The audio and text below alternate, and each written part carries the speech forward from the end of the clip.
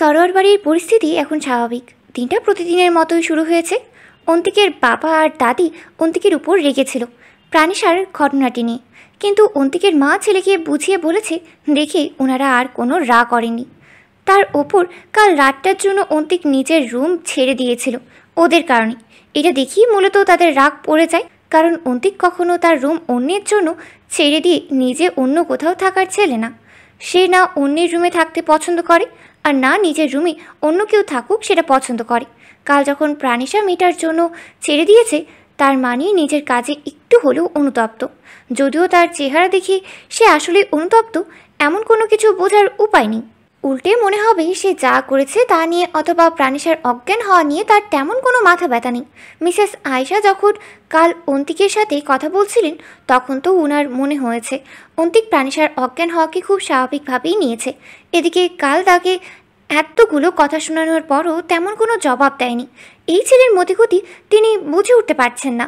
প্রাণীসার জন্য তার মায়া হয়। মেয়েটাকে বাড়ির 3 মেয়ের চেয়ে কোনো দিকে কম ভালোবাসেন না তিনি। উল্টে বাড়ির মেয়ে 3টার চেয়ে এই মেয়েটার জন্যই ইদানিং চিন্তা বেশি হয় তার। বাড়ির মেয়েদের জন্য ভাবার মানুষের অভাব নেই, কিন্তু তার ছেলেটা যদি প্রাণীসাকে শেষ অবধি গিয়ে অবহেলায় দিয়ে যায়, তাহলে মেয়েটার দুঃখের অন্ত থাকবে না। না আছে বাবা মা, আর না আছে মাথার ওপর একমাত্র মামার হাত। নিজের ছোট জায়ের সাথে কিচেনে রান্না করতে করতে এসব ভাবছিলেন তিনি। প্রাণীসাকে সিঁড়ি বেয়ে নামতে দেখেন, ওখান থেকেই তিনি নিশ্চিত মেয়েটা এখানেই আসবে। কিচেনে এসে তাদের 2 শাশুড়িকে এটা সেটা এগিয়ে দেওয়া সহ আরও নানানভাবেই সাহায্য করতে চাইবে। মেয়েটা এখন এসব আন্তরিকভাবে সাথে করলেও আগে ভয় পেয়েই করত। কখন না জানি বাড়ির কেউ সে কাজ বাজ করেই না, শুধু বসে বসেই খায়, এসব বলে দেয় মুখের উপর। এমন ভেবেই সে ভয় পেয়েই করত। মিসেস আয়েশা সহ তারা বড়রা তো তা বেশ টের পেতেন। সামান্য ব্যাপারেও ভয় পেত কেউ কোনো কটু কথা না শুনিয়ে দেয় এই ভেবে। সেবার তাকে 1 কাপ চা দিয়ে অন্তিকের বাবার কাছে পাঠিয়েছিল। সে ওই সময় সামনে থেকে দিতি আসছিল তাড়াহুড়ো করে, বলতে গেলে এক প্রকার দৌড়েই আসছিল। তার নাকি কি পার্সেল এসেছে গেটে, ওইটা রিসিভ করতে। দিতির অসাবধানতার কারণেই প্রাণীসার সাথেই তার ধাক্কা লাগে। চায়ের কাপটা নিচে পড়ে ভেঙে যায়। প্রাণীসা ভয় পেয়ে আশেপাশে সবার দিকে তাকিয়ে নিঃশব্দে চোখের জল ফেলছিল। সে ভেবেছে সবাই তাকে দোষারোপ করবে, তার দোষ ভাবছে সবাই, এই ভেবে প্রায় কেঁদেই দিয়েছিল। তারপর দিতির মা যখন দিদিকে এসে সারাক্ষণ ঢেই ঢেই করে ঘুরে বেড়ায়, ঠিকভাবে হাঁটতে পারে না, এসব বলেই বকতে থাকে, তখন গিয়ে একটু স্বস্তি পায় মেয়েটা। কিন্তু তারপর 2 মিনিট বাদে কী যেন ভেবে আবার চেহারা অন্ধকার করে ফেলে। তখন ওনারা আর সেভাবে পাত্তা না দিলেও সেদিন বিকেল বেলা বিথি এসে হাসতে হাসতে বলে ভাবি নাকি ভয় পেয়ে তার কাছে ক্ষমা চাইতে গিয়েছে, কারণ সে ভাবির জন্য মায়ের কাছে বকা শুনেছে সকালে। প্রাণীসা ভেবেছিল দিতি এই কারণে তার উপর রেগে থাকবে, কিন্তু মেয়েটা না রেগে উল্টো তাকে সরি বলছিল, তার অসাবধানতার কারণে ধাক্কা লেগেছে বলে। প্রাণীসা তখন খুব খুশি হয়, সাথে বুঝে যায় এবারের মানুষগুলো অন্যরকম ভালো, না হলে তাকে দোষ না দিয়ে উল্টো তাকে সরি বলছে তার ননদ। ভাবা যায় সেদিন প্রাণীসা আরও একটা কাণ্ড করেছিল। চায়ের কাপ ভেঙে চা নষ্ট হয়ে গিয়েছিল বলে আবার নিজে গিয়ে চা বানায় শ্বশুরের জন্য। ওই চা খেয়েই তখন থেকে মিস্টার মাহমুদ প্রাণীসার হাতে চায়ের পাগল। এইভাবেই নিজের সরলতায় বারে বারে এবারের মানুষগুলোকেই সে মুগ্ধ করেছে। এসব ভাবতে ভাবতে কখন যে অসাবধানতা বশত গরম চুলায় আগুনের ঝিলটায় হাত দিয়ে দিয়েছে তিনি খেয়ালই করেননি। তবে বিপদটা ঘটতে গিয়েও ঘটেনি। প্রাণীসা এসে হাতটা সরিয়ে দিয়েছে ছাড়া মেরে তাড়াতাড়ি। মিসেস তাবিয়াও দেখেন ব্যাপারটা, উনি এসে সরাতে চাইবেন তার আগেই প্রাণীসা এসে সরিয়ে দিয়েছে। তেমন কিছু হয়নি হাতে, তাও ফ্রিজ থেকে 1 টুকরো বরফ এনে সে ওই হাতে ঘষে দিতে থাকে। তারপর ইশারায় হাত নেড়ে উ করে এদিক ওদিক দেখিয়ে আরও কী জানে বলে বকছে মেয়েটা তার শাশুড়িকে। ওনারা সেসব বকুনি বুঝতে না পারলেও মেয়েটা যে বকছে তা বেশ বুঝতে পেরেছেন। 2 যা একে অপরের দিকেই তাকায়। মিসেস তাবিয়া ওনাকে পিয়াসার দিকে তাকিয়ে ভ্রু নাচিয়ে কী যেন বুঝি মৃদু হাসলেন।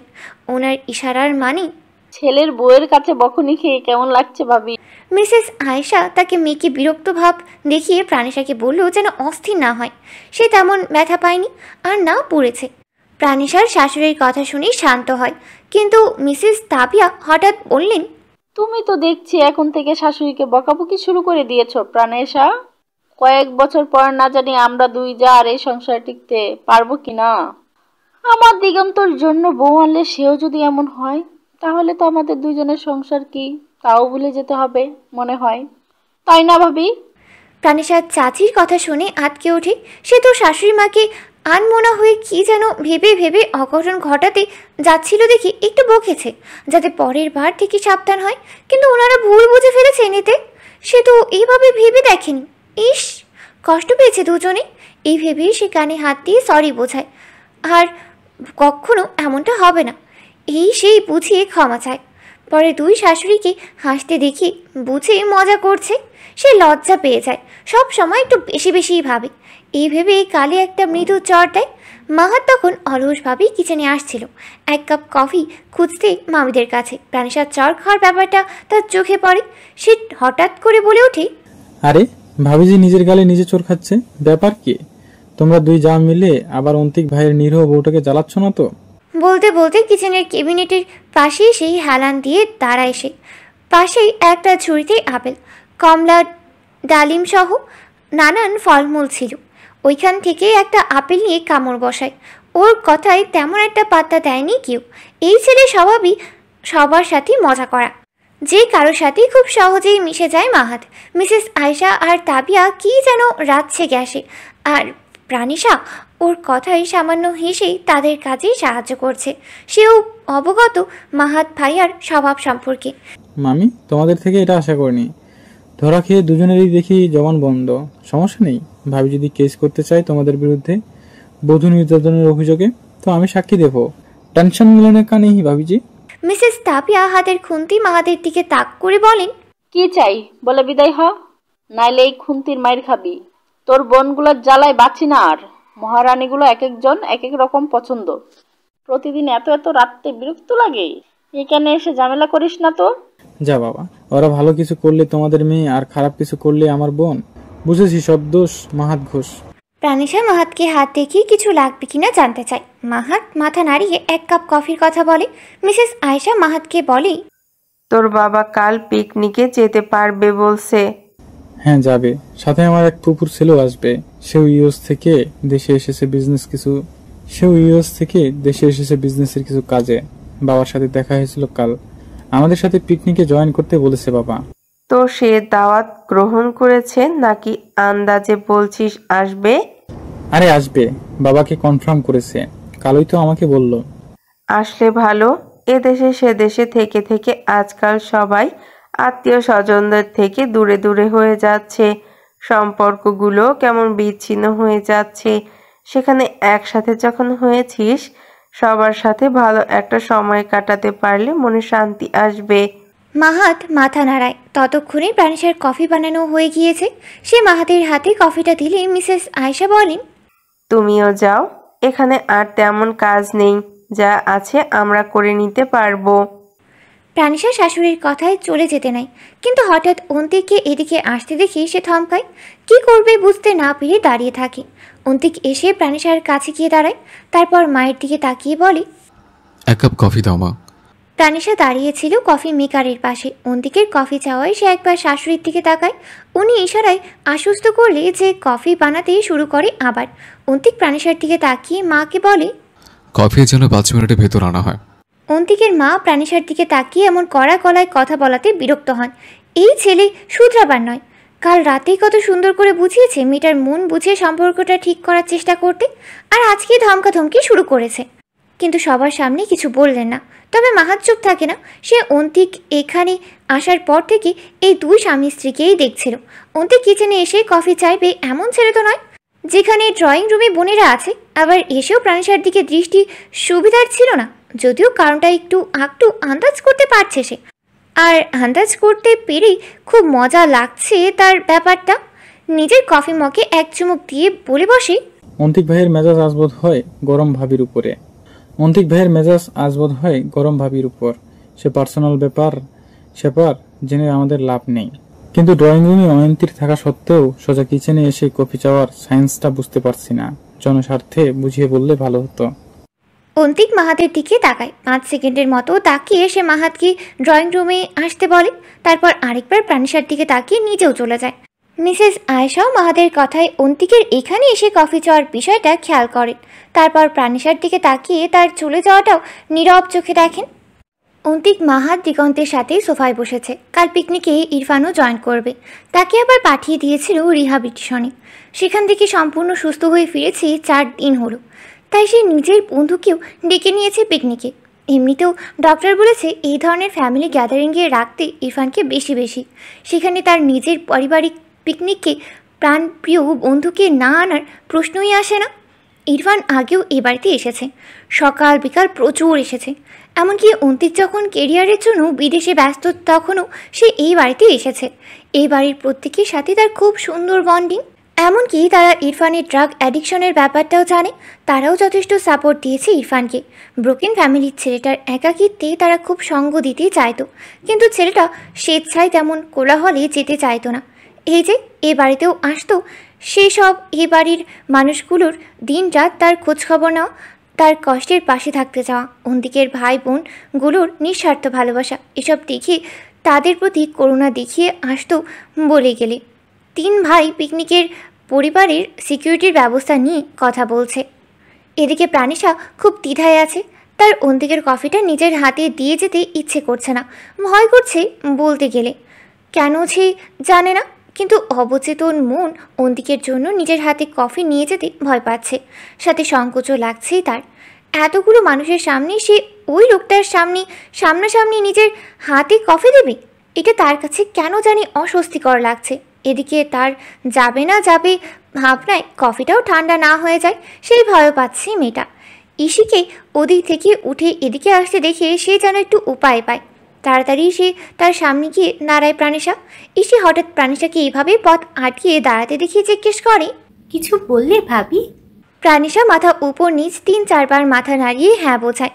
ইসি জিজ্ঞেস করলে সে অনুরোধ করে কফিটা তার ভাইকে দিয়ে আসতে, কিন্তু ইসি নিজেও ওখান থেকে উঠে এসেছে দিগন্তের থেকে বাঁচতে। সেখানে আবার যেতে হবে। নিজের বড় ভাইয়ের সামনে সে কারো অমন গাঢ় নজরে পড়তে চায় না, অস্বস্তি হয় তার। তার উপর ওই বাঁকা নজরওয়ালা যখন তারই চাচাতো ভাই, তার খালি মনে হয় এই বুঝি কেউ দিগন্ত ভাইয়ের তার প্রতি অমন নজর দেখে নিল। সেখানে তার তীক্ষ্ণ বুদ্ধির বড় ভাইয়ের সামনে এইসব চালাকি। তার খালি মনে হয় এই বুঝি তার ভাই, বড় বোন কিংবা বাড়ির বড় কেউ এসে বলল, এসে তুই দিগন্তের থেকে দৌড়তে বছর রাখবি আজ থেকে। ইস, কি অস্বস্তিদায়ক ব্যাপার। তাই সে তার ভাবিকে বলল, সামান্য কফি তো দিয়ে আসো না। কিছু বলবে না আমার ভাইয়া, দেখে নিও কালকের জন্য সে যথেষ্ট অনুতপ্ত। দেখোনি কেমন মায়ের বকুনি খেয়েও কোনো জবাব দেয়নি। প্রাণিসা জানে না কিসের বকুনির কথা বলছি ইসি, কিন্তু সে অত মাথা ঘামালো না এতে। খুব রিকোয়েস্ট করলো ইসিকে কফিটা দিয়ে আসতে। ইসি ওর এত অনুরোধ দেখে না গিয়ে পারল না। ইসি কফিটা নিয়ে যেতে গিয়ে প্রাণিসা স্বস্তির নিঃশ্বাস ফেলল। অন্তিকদের আলোচনা শেষ। এমনিতেই বসে আছে তারা সোফায়, নিজেদের কর্মজীবন নিয়ে, দেশের পরিস্থিতি নিয়ে এটা সেটা গল্প করছে তারা। এর মধ্যেই ইসি কফির মগটা তার ভাইয়ের দিকে দিতে এলে সে ভ্রু কুচকে তাকায়। মেয়েটা কোথায়? কফি তো তার আনার কথা ছিল। সে কই? ইসি ভ্যাবাচাকা খায়। কাকে খুঁজছে ভাইয়া? ভাবিকে? কিন্তু এতজনের মাঝে ভাবির কথা জিজ্ঞেস করবে বলে মনে তো হয় না। তাই সে জিজ্ঞেস করে, সে কে? অন্তিক বিরক্ত চোখে বোনকে দেখে। ইসি তাকে এভাবে তাকাতে দেখে বলে, মানে তুমি কার কথা বলছো বুঝতে পারছি না তো ভাইয়া। তোর ভাবি কোথায়? ভাবি তো আসলো না, আমাকে দিয়ে পাঠিয়েছে কফিটা। তোমাকে বোধহয় ভয় পাচ্ছে, সবসময় বকো তাই। সে বলেছে আমি তাকে সবসময় বকি? বলতে হবে কেন? আমি কি বুঝি না? সবসময় বেশি বলছিলে কানের নিচে একটা লাগিয়ে দেবো। যা এখান থেকে। হ্যাঁ, তোমরা তো পারো শুধু কানের নিচে লাগাতে। নিজেকে একটু শুধরে নাও সময় থাকতে, না হলে বউ টিকবে না, দেখে নিও। সে যেতে যেতে বলে। অন্তিক তার কথায় পাত্তা না দিয়ে কফির স্বাদ নেয়। এসে কিন্তু ভুল কিছু বলেনি পুরো। সময় থাকতে শুধরে যাও, একটু মিষ্টি মিষ্টি কথা বলতে শেখো। পারলে দিগন্তের থেকে সামনে বসে শখের রমণীর ঝগড়া উপভোগ করার ট্রেনিং নাও, না হলে বউ টিকবে না। মাহাত রসিকতা করে বলে। অন্তিক মাহাদের কথা শুনে পাশে বসা 2 ভাইয়ের দিকে এক পলক তাকিয়ে কফিটা শেষ করতে মনোযোগ দেয়। আবার দিগন্ত শান্ত চোখে মাহাদের দিকে তাকায়। বেয়াদবটা তাকে মারা খাওয়ানোর চেষ্টা করছে। তা না হলে এভাবে অন্তিকের সামনে এত সলিড হিন্ট দেওয়ার কী দরকার? যদিও সে ইসির প্রতি নিজের অনুভূতি পরিবারকে জানাতে ভয় পাবে বা সংকোচবোধ করবে এমন নয় মোটেও, কিন্তু সব কিছুর একটা সময় থাকে। প্রাণেশা ইসিকে কফিটা ধরিয়ে দিয়ে আবার কিচেনে চলে গিয়েছিল। ড্রয়িং রুমে সবার আওয়াজ কমতেই সে গুটি গুটি পায়ে সেখানে আসে। না, কেউ নেই, সবাই এখন যার যার রুমে। তারও এখানে আর কাজ নেই, যদিও শুরু থেকেই তেমন কাজ ছিল না, কিন্তু অন্তিকের সামনে পড়বে না বলে সে পালিয়ে পালিয়ে বেরিয়েছে এতক্ষণ। এবার অন্তিক আশেপাশে নেই দেখে সে নিশ্চিন্ত মনে চলল নিজের রুমের দিকে। প্রাণিশা তার আর্ট বুক এখনও অন্তিকের থেকে নিয়ে আসতে পারেনি, আর কালকের ঘটনার পর আজকে গিয়ে আবার ওটা খোঁজার প্রশ্নই ওঠে না। এমনকি সে ভেবে রেখেছে সামনের বেশ কিছুদিনও সে অন্তিকের সামনে পড়বে না, আর সেখানে ওই বেশ কিছুদিন আর আর্ট বুক পাওয়ার স্বপ্নও ওঠে না। অবশ্য শাশুড়ি মাকে বললে ওটা পাওয়ার সম্ভাবনা আছে, কিন্তু ওনাকে গিয়ে বললে যদি বলে যে তুমি যাও, অন্তিক কিছু করবে না। আর আমি বলছি, এমন বললে সেই শাশুড়ির কথা অমান্য করে না গিয়ে পারবেই না, কারণ আজকে তার কথা অমান্য করে কফি দিতে চায়নি, এতেই তার খারাপ লাগছে। আবার শাশুড়ি মা তার ছেলে কিছু করবে না এমনটা বললেও সে তো জানে ওনার ছেলের আসল রূপ, তাই কোনোভাবেই যাওয়া যাবে না ওনার কাছে এটা বলতে।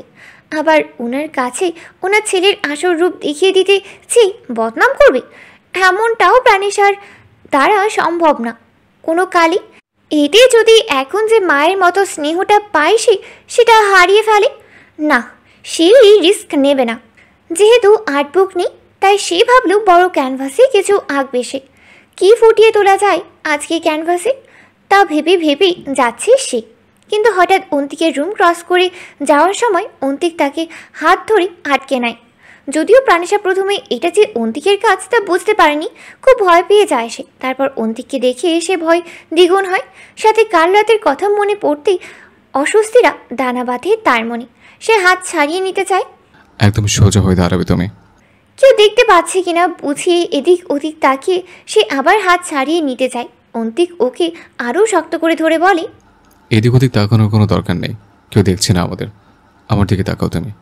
প্রাণেশা তাকায় না, অন্তিকের চোখে চোখ রেখে তাকানোর সাহস করতে পারছে না। কেন জানো, লজ্জা লাগছে, ভয় করছে।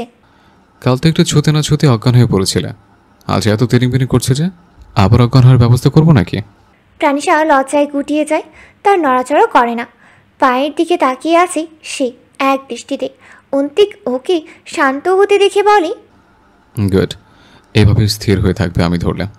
এবার বলো, আমি বলার পরও কফিটা নিচে নিয়ে না এসে দিয়ে পাঠিয়েছে কোন সাহসে? প্রাণেশা চুপ করে দাঁড়িয়ে আছে, কোনো উত্তর দিচ্ছে না। অন্তিক ওর নীরবতা দেখে বলে, উত্তর দিচ্ছে না কেন? প্রাণেশা চোখ পিটপিট করে তার দিকে তাকায় আর সাইন ল্যাঙ্গুয়েজে বোঝায়, আর হবে না, সরি। অন্তিক ওর উত্তর বুঝে একটু শান্ত হয়, তারপর বলে, কিচেনে মাহাদের সাথে এত কিসের হাসাহাসি তোমার? মা জোকস বলে? প্রাণেশা নির্বোধের মতো তাকায়। সে কবে মাহাত ভাইয়ের সাথে হাসাহাসি করলো? আর কারোর কথা শুনে হাসি পেরে হাসা যাবে না, সেটা জোকস হতে হবে। মনের মধ্যে এসব প্রশ্ন এলেও সে প্রকাশ করলো না, পাছে না আবার রেগে যায়, তারপর আবার জোর জবরদস্তি করে। তার চেয়ে যা বলবে তাতে সায় জানানোই হবে বুদ্ধিমানের কাজ। কিন্তু তার এই প্রশ্ন সায় জানালেও সমস্যা, তাই সে নীরবতা পালন করলো। কি হলো, আবার চুপ করে গেলে যে? উত্তর নেই নাকি আমার সাথে কথা বলতে তোমার যত সমস্যা? প্রাণেশা এবার অন্তিকের দিকে এক পলক তাকিয়ে হাত দিয়ে সাইন ল্যাঙ্গুয়েজে বোঝায়, আর হাসবো না, সরি। অন্তিক এবার বিরক্ত হয়, ভীষণ বিরক্ত। একে তো সে নিজের উপর বিরক্ত, কারণ সে কি করছে কি বলছে তার পেছনে কোনো যুক্তি সে নিজেই তার করতে পারছে না। আর এই মেয়েও এর কোনো ব্যাখ্যা দেখাতেই পারবে না তাকে। কিন্তু ব্যাখ্যা দেখাবে পরের কথা, এই মেয়ে তো নির্বোধ যে কোনো কিছু আঁচও করতে পারছে না। উফ উফ, তার ইচ্ছা করছে নিজের চুলগুলো ছিঁড়ে ফেলতে। সে কিছুক্ষণ বিরক্ত হয়ে এদিক ওদিক তাকায় অস্থির ভঙ্গিতে, তারপর এক পলক প্রাণেশার দিকে তাকিয়ে হঠাৎ ওকে টেনে রুমের ভেতর ঢুকিয়ে দরজা লাগিয়ে দেয়। প্রাণেশা কিছু বুঝতে পারবে তার আগে তার পিঠ ঠেকে দেয়ালে, আর অধরের মাঝে অন্য এক অধরের অস্তিত্ব টের পায়। ব্যাপারটা বুঝতে কয়েক সেকেন্ড সময় লাগলেও বোঝার সাথে সাথে তার দুই হাতে ঠেলে সরাতে চায়, কিন্তু সামনের জনকে এতটুকু টলাতে পারে না। উল্টে অধরে অধর মিলন আরও জোরালো হয়ে ওঠে। সামনের জন নিজের অনুভূতি বোঝাতে না পারার রাগ, বিরক্তি, অস্থিরতা, দ্বিধা সব একের পরেই উগরে দিচ্ছে প্রাণেশার ওই গোলাপি পাপড়ির মতো দেখতে অধরে। এভাবে কয়েক মিনিট চলতে থাকে। তারপর অন্তিক মেয়েটার অধর ছেড়ে দেয়, কিন্তু তাকে ছাড়ে না। মেয়েটার নিঃশব্দে চোখের পানি ফেলছে, জোরে জোরে নিঃশ্বাস নিচ্ছে। অন্তিক ওর মাথাটা নিজের বুকের সাথে লাগিয়ে দিয়ে হাত বুলিয়ে দেয়। এভাবে কয়েক মিনিট কাটে। তারপর প্রাণেশা স্থির হলে অন্তিকের বুক থেকে মাথা তুলে তার দিকে হালকা থুতু ছুঁড়ে দৌড়ে দরজা খুলে চলে যায়। অন্তিক প্রাণেশার তার দিকে থুতু ছুড়াতে মাথাটা হালকা কাত করে নিয়েছিল। ও চলে যেতেই সোজা গিয়ে গাল থেকে ওই থুতু হাত দিয়ে মুছে নেয়। তারপর স্বাভাবিক ভঙ্গিতেই গাড়ির শার্টটা খুলে নিয়ে রুমের লাইট নিভিয়ে বিছানায় শুয়ে পড়ে। সে এখন ঘুমাবে। ইরফান ছেলেটা খুব বেপরোয়া স্বভাবের। তার যা মন চাইবে তাই করে এসেছে ছোটবেলা থেকে। এমনকি বাবা মায়ের সাথে সুন্দর একটা পারিবারিক জীবন যখন কাটাতো তখন থেকেই। বড়লোক বাবার ছেলে, বেপরোয়ার সাথে সামনের জনের ছোট ছোট স্বাভাবিক কথাও তার ইগোতে লেগে যায়। নিজের মানুষের বংশ তুলে মজা করবে, অথচ তার সাথে কথা বলতে হবে ভেবেচিন্তে। যেখানে যাবে নিজের প্রভাব দেখাতে হবে, এমনই সে ছোটবেলা থেকে। আর পরিবার বিচ্ছিন্ন হওয়ার পর যেন এসব স্বভাব আরও ভয়াবহ হয়ে গিয়েছিল। অন্তিকের সাথে তার বন্ধুত্ব হয় হাই স্কুলে। অন্তিক ছিল শান্ত স্বভাবের। ইরফানের মতে তার কাছ থেকে এক ধরনের মাস্টার মাইন্ড ভাইব আসে। যদিও তাদের সম্পর্কটা শুরুতে তেমন একটা ভালো ছিল না, কারণ ইরফান ক্লাসে খুব আধিপত্য বিস্তার করতে চাইত। তার মতে পুরো ক্লাসের স্টুডেন্ট তার কথায় চলবে, তাকে ভয় পাবে, পেতেও তার সহপাঠীরা। কিন্তু ইরফান অন্তিককে মনে মনে হিংসা করত। ছেলেটা সব সময় শান্ত হয়ে থাকে, অহেতুক ঝামেলায় জড়ায় না। টিচার্সদের পছন্দের স্টুডেন্ট, সাথে তাদের ক্লাসের বাকি স্টুডেন্টরা অন্তিকের সাথে খুব আন্তরিক, খুব মানত। যেখানে ইরফানকে মানত তাকে ভয় পেয়ে, সেখানে অন্তিককে মানত নিজের মন থেকে আন্তরিকতার সাথে। এই ব্যাপারটা ইরফান নিতে পারত না। সে নীরব থেকেও যেন সবচেয়ে লাউড। কিন্তু কখনো সেভাবে তাদের মধ্যে বড় কোনো ঝামেলা হয়নি। বরং অন্তিক ইরফানকে বিভিন্ন সময় নানানভাবে বাঁচিয়েছে টিচার্সদের বকা পানিশমেন্ট থেকে। ইরফানের গার্ডিয়ান কল আসতো মাসে 5-6 বার। প্রায় সময় অন্তিক বাঁচিয়ে নিত, কারণ অন্তিকের মতে ইরফান যতই উগ্র হোক, যা করে তার পদ্ধতি খারাপ হলেও কোনো ক্রাইম করেনি। এভাবে মাঝে মধ্যে ক্লাসে নানান বিপদে পড়লে প্রত্যক্ষভাবে হোক কিংবা পরোক্ষভাবে একে অপরের সহায়তা করতো তারা, অথচ তা একে অপরকে বুঝতে দিত না। তবে এমন নয় যে বুঝতে দেয় না বলে তারা আসলেই বোঝে না। তারপর তাদের বন্ধুত্ব গাঢ় হয় যখন স্কুলে ক্লাস 7-এ উঠে স্পোর্টস অ্যাক্টিভিটিসে একই টিম থেকে খেলে। তখন খেলা প্র্যাকটিস করার জন্য একসাথে সময় কাটাতে কাটাতে একে অপরের সম্পর্কে জানে, নানান কারণেই কথা বলে, প্র্যাকটিসে সহায়তা করে। এভাবে দুজনের নেতৃত্বে তাদের টিম জিতেও। তারপর খেলা শেষে জেতার পর ইরফানই আগে বন্ধুত্বের হাত বাড়ায়। ব্যাস, তারপর থেকেই তারা দুজন একে অপরের প্রিয় বন্ধু হয়ে ওঠে। তারপর কলেজে উঠে বন্ধুত্ব হয় আরেকটা মেয়ের সাথে, নাম তোষা। একদম প্রথম পর্বে তোষার কথা উল্লেখ করেছিলাম, মনে না থাকলে একবার চোখ বলিয়ে আসতে পারেন। তোষার সাথে বন্ধুত্ব হয় একটু অন্যভাবে। ওদের কলেজে ভর্তি পরীক্ষার দিন পর অন্তিক আর ইরফান একসাথে কলেজের ক্যাম্পাসে হাঁটছিল। তখন ইরফান খেয়াল করে একটা সুন্দর দেখতে মেয়ে একা একা এদিক সেদিক তাকিয়ে তাকিয়ে কিছু খুঁজছে। সে বুঝতে পারে কলেজে প্রথমবার এসেছে মেয়েটা। মেয়েটাকে হঠাৎ ডাক দেয়। তার সম্বোধনটা ছিল, এই মেয়ে, কি খুঁজছো? এদিকে আসো। তুষা ডাক শুনে তাকিয়ে বোঝার চেষ্টা করে তাকেই ডাকছে কিনা। তারপর শিওর হলে তাদের সামনে এসে দাঁড়ায়। আমাকে বলছো? হ্যাঁ, এদিক ওদিক কি দেখছো? কলেজে নতুন নাকি? আর সিনিয়রদের সালাম দিতে হয়, জানো না? তুষা ইরফান আর অন্তিককে চোখ ঘুরিয়ে এক পলক দেখে নেয়। তারপর বলে, হ্যাঁ, নতুন বলতে আজই প্রথম দিন কলেজে আসা। আজকে প্রথম দিন কলেজে এসেছো আর আজকে সিনিয়রদের সাথে বিয়াদবি? আমাদের আপনি না ডেকে তুমি দেখছো, আর তুমি জানো না সিনিয়র দেখলে সালাম দিতে হয়? জি জানি, তবে আপনাদের দেখে সিনিয়র মনে হয়নি, তাই সালাম দেওয়ার কথা মাথায় ছিল না। আপনারা কি সেকেন্ড ইয়ার অনার্স স্টুডেন্ট? তো মনে হচ্ছে না। তো তোমার কাছে সিনিয়র দেখতে হলে কিভাবে চলতে হবে বলতে চাইছো আমাদের? আপনারা আসলে যদি সিনিয়র হয়ে থাকেন তাহলে আমার কাছে কোনো প্রমাণ দেওয়া দরকার নেই, যেমন আছেন তেমন থাকুন। চুপ করো, তুমি অনেক বিয়াদবি করেছো। এখন গিয়ে ওই যে ব্লু ক্রাফট মেয়েটাকে ডেকে দাও, আমাদের ফ্রেন্ড হই। ওকে গিয়ে বলো আমরা ডাকছি। তুষা মাথা নাড়িয়ে ডেকে আনতে যায়। মেয়েটাকে পেছন থেকে ডেকে বলে, হ্যালো আপু, আপনাকে বোধ হয় আপনার ফ্রেন্ড ডাকছে। আমার ফ্রেন্ড? কোন ফ্রেন্ড? তুষা হাত দিয়ে ইরফানদের দেখিয়ে দেয়, কিন্তু না, ওখানে কেউ নেই। ওদের দেখতে না পেয়ে সে বলে, ওখানে তো ছিল, বললো আপনি তার ফ্রেন্ড, যেন ডেকে দিই।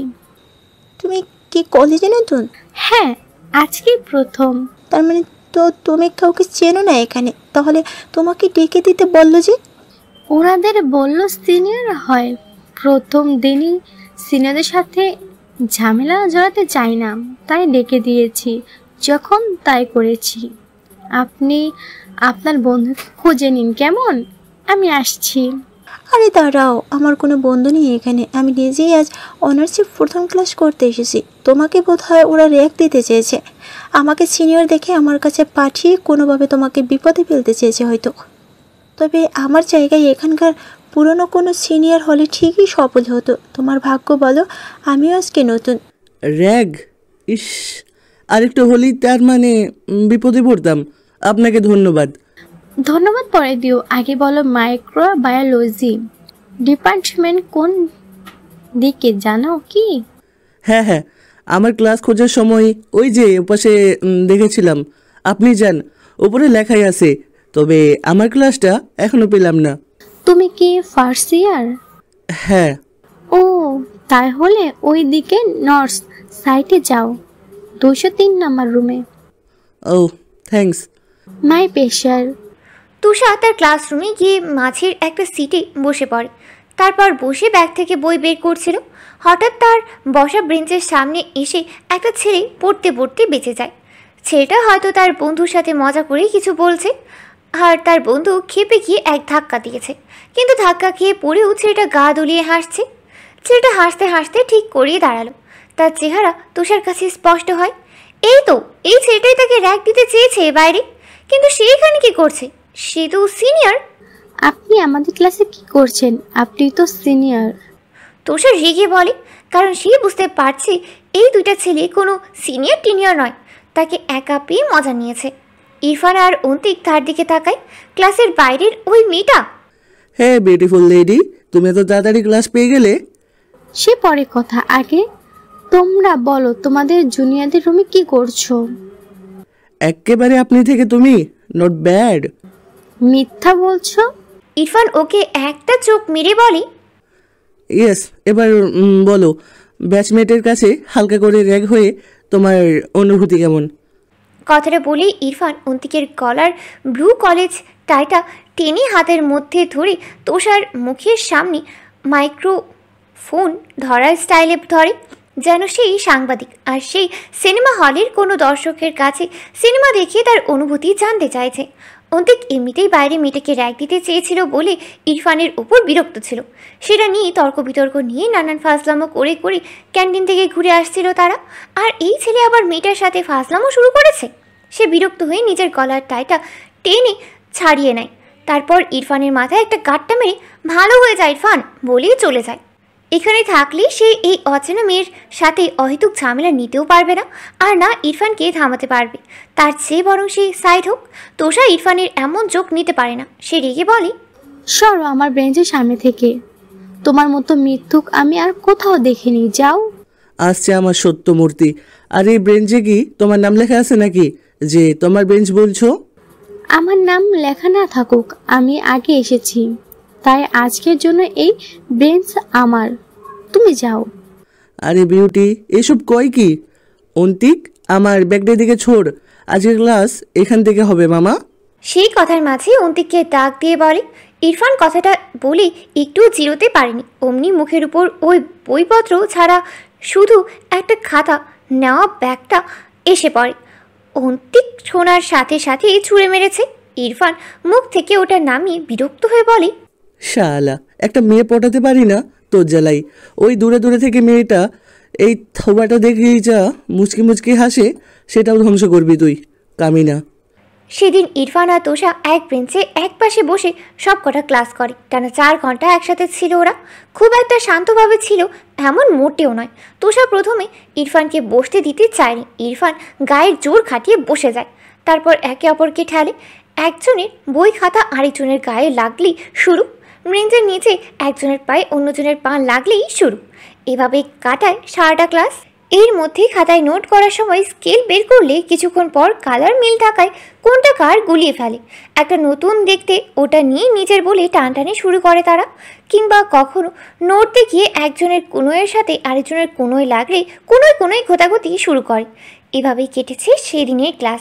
এরপর থেকে ইরফান মেয়েটার পেছনে লাগে। ক্লাসে, ক্লাসের বাইরে, ক্যান্টিনে, কলেজে আসতে যেতে নানানভাবে বিরক্ত করতে থাকে। তবে সে সব শুধুমাত্র ওকে জানানোর উদ্দেশ্যেই ছিল। নানানভাবে ছোটোখাটো বিপদে ফেলা, তারপর সেই বিপদ থেকে উদ্ধার করা কিংবা ফ্লার্ট করাও বাদ যেত না।